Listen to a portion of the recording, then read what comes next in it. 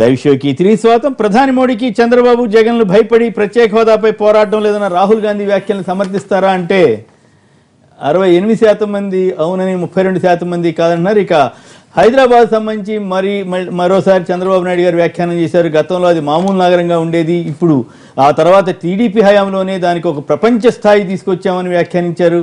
మరి దీంతో టీఆర్ఎస్ నేతలు ఎంతవరకు ఏకీపిస్తారు? బాలరాజు గారు.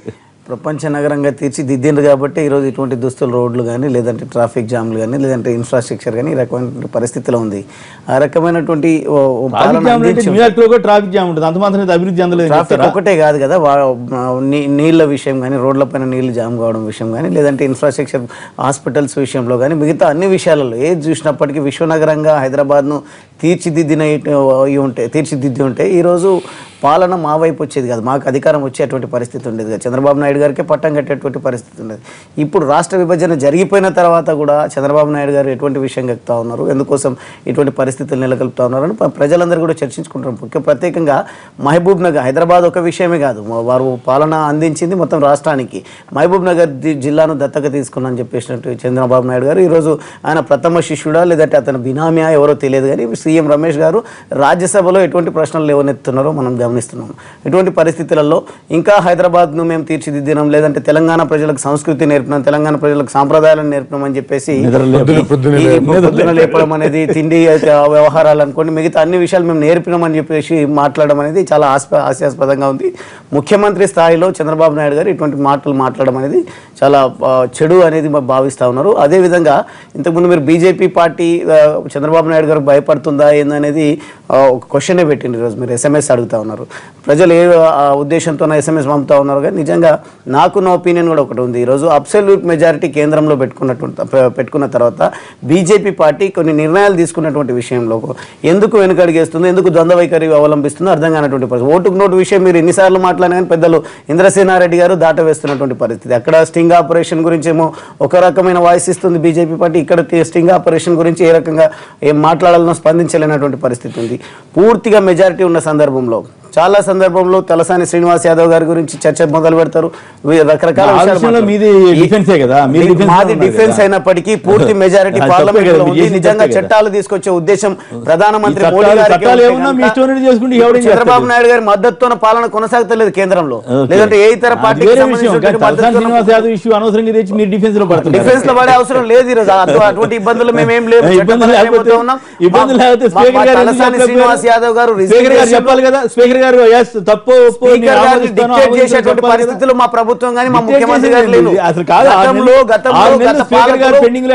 గత పాలకులు వ్యవహారాన్ని పాలన కొనసాగించినటువంటి పరిస్థితి. ఇప్పుడు ఆ విచక్షణ అధికారాలు స్పీకర్ కి అప్పగించినాం కాబట్టి వారి పరిధిలో రాజీనామా చేశారని ఆయన చెబుతుంటే నేను ఆమోదించిన టెక్నికాలిటీస్ విషయంలో స్పందిస్తే డెఫినెట్ గా ఆ సందర్భం వచ్చినప్పుడు మా మంత్రి గారు సవాల్ విసిరిన నిజంగా నేను రిజైన్ పెడితే కదా ఎలక్షన్ కోసం అదే ముఖ్యం. మా మంత్రి గారు సవాల్ రాజీనామా చేస్తారు, మిగతా వాళ్ళు కూడా రాజీనామా చేశారు.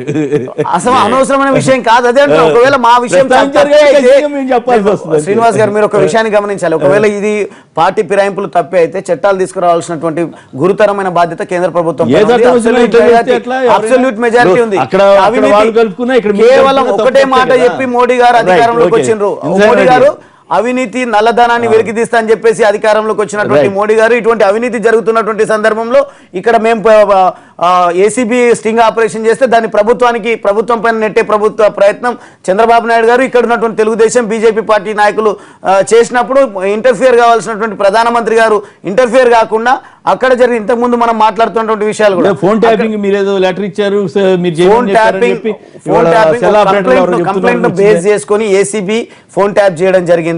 ముఖ్యమంత్రి చంద్రబాబు నాయుడు గారిదో లేకుంటే ఇతరులదో ట్యాప్ చేయలేదు. అక్కడ మా సభ్యుడు ఎవరైతే కంప్లైంట్ ఇచ్చిండ్రో దాన్ని బేస్ చేసుకొని ట్యాపింగ్ అని అనలేదు, ఇప్పుడు మీరు ట్యాపింగ్ అంటున్నారు, రికార్డ్ చేశారు మీరు అంటున్నారు కాబట్టి చెప్తాం. ఫోన్ ట్యాపింగ్ అని ఏదైనా ఉండని మా ఇంటర్ఫిరెన్స్ కానీ మా ప్రభుత్వ చొరవ అయిందని కాదు, కొన్ని ఫోన్లు ట్యాప్ చేయమని తెలంగాణ ప్రభుత్వం మమ్మల్ని అడిగింది అని సెల్ ఆపరేటర్లు కోర్టుకు చెప్పారని వాళ్ళ వార్త వచ్చింది. కోర్టుకు చెప్తే కోర్టు తెలుస్తుంది నిజంగా. కోర్టులో ఎవరైతే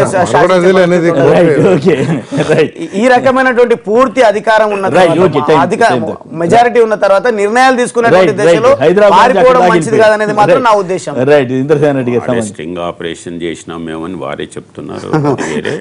తర్వాత టెలిఫోన్ ఆపరేటర్స్ మిమ్మల్ని బెదిరిస్తున్నారు, మీ మీద కేసెస్ పెడతామని చెప్పి సుప్రీంకోర్టులో చెప్పారు, ఇక్కడ చెప్పలేదు. కాబట్టి ఎవరిని బెదిరిస్తున్నారు, ఏ రకంగా చేస్తున్నారు గవర్నమెంట్ అనేది ఒకటి. బాలరాజు గారిని ఒక్కటే అడుగుతున్నాను, ఈరోజు శ్రీనివాస్ యాదవ్ టీడీపీ ఎమ్మెల్యేనా టీఆర్ఎస్ ఎమ్మెల్యేనా?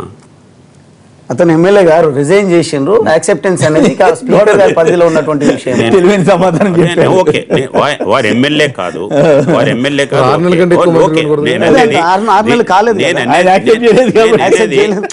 ఇప్పుడు రిజైన్ చేసినట్లయితే ఆయన ఎమ్మెల్యే కాకపోతే 6 నెలల కంటే ఎక్కువ మంత్రి పదవిగా ఎట్లా ఉంటాడు? Right, okay. కాబట్టి మీరు అదన్నా చెప్పండి, ఇదన్నా చెప్పండి. ఆయన టీడీపీ ఎమ్మెల్యే అని చెప్పండి, మీరు సమర్థించుకోండి, మాకు అభ్యంతరం లేదు. ఆయన టీఆర్ఎస్ ఎమ్మెల్యే అనండి, సమర్థించుకోండి, మాకు అభ్యంతరం లేదు.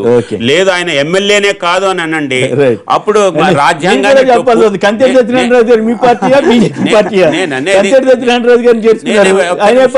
మీరు అనేది సత్యనారాయణ గారు, శ్రీనివాసరావు గారు, ఒకటి నేను అడిగినప్పుడు మీరు ఇంకోటి క్వశ్చన్ చేస్తే నేను మన ఇద్దరు మాట్లాడుతున్నాను, ఇంకో ఇష్యూ మీద చర్చిద్దాం. మంత్రి పదవిలో ఉన్నాడు, వారు ఎమ్మెల్యే కాదు అనుకున్నప్పుడు 6 నెలల పైన ఉన్నారంటే రాజ్యాంగాన్ని అడ్డంగా నేను మీకంటే ముందు నిలదీశాను కదా, అదే సమస్య ఇక్కడ. హైదరాబాద్ డెవలప్మెంట్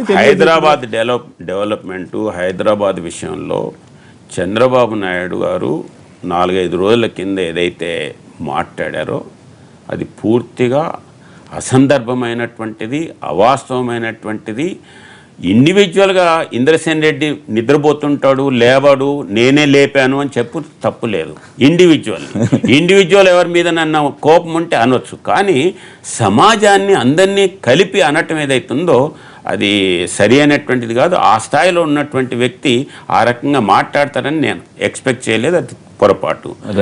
డెవలప్మెంట్ విషయంలో అంటారా, డెవలప్మెంట్ విషయంలో ప్రతి ముఖ్యమంత్రి 6 వాళ్ళ టైంలో ఏదో ఒక రకమైనటువంటి డెవలప్మెంట్ చేసి తీరుతారు, చేయాలి.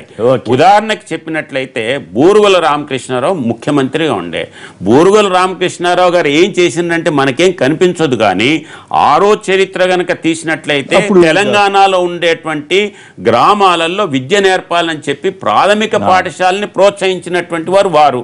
ఈ రోజు స్కూల్ ఎక్కువైనాయి కాబట్టి దాని ఇంపార్టెన్స్ తెలియకపోవచ్చు, కానీ కాబట్టి ఏ టైం ఏ ముఖ్యమంత్రి కాబట్టి నా టైంలో ఇది చేసినానని వారు చెప్పుకుంటారు, నేను ఎమ్మెల్యేగా నేను ఇది చేసినానని చెప్పుకుంటాను. ఇప్పుడు కొత్త విషయాలు, కొత్త డెవలప్మెంట్స్ వచ్చి ఉండొచ్చు, కానీ ఆ టైంలో నేను చేసినానని చెప్పుకుంటాను. Right, okay. ప్రధాని మోడీకి చంద్రబాబు, జగన్లు భయపడి ప్రత్యేక హోదాపై పోరాటం లేదన్న రాహుల్ గాంధీ వ్యాఖ్యలు సమర్థిస్తారా అంటే 70% మంది అవునని, 30% మంది కాదన్నారు. కానీ ఆసక్తికరంగా అక్కడ ఒక ఎమ్మెల్యే లేకపోయినా, జన మద్దతు లేకపోయినా రాహుల్ గాంధీకి ఈ రకంగా మద్దతు రావడం విశేషమైనటువంటి అంశమే. శైలజానాథ్ గారు ఇంతవరకు సంతోషించాల్సిందే ఈ పాయింట్ వరకు. శైలజానాథ్ గారు అనంతపురం నుంచి ప్రత్యక్ష ప్రసారం ద్వారా వచ్చినందుకు మీకు ధన్యవాదాలు. అలాగే ఇంద్రసేనారెడ్డి గారు, పార్థసారథి గారు, బాలరాజు గారు అందరికీ కూడా ధన్యవాదాలు. ఇది నేటి వార్తా విశ్లేషణ కార్యక్రమం. నమస్కారం.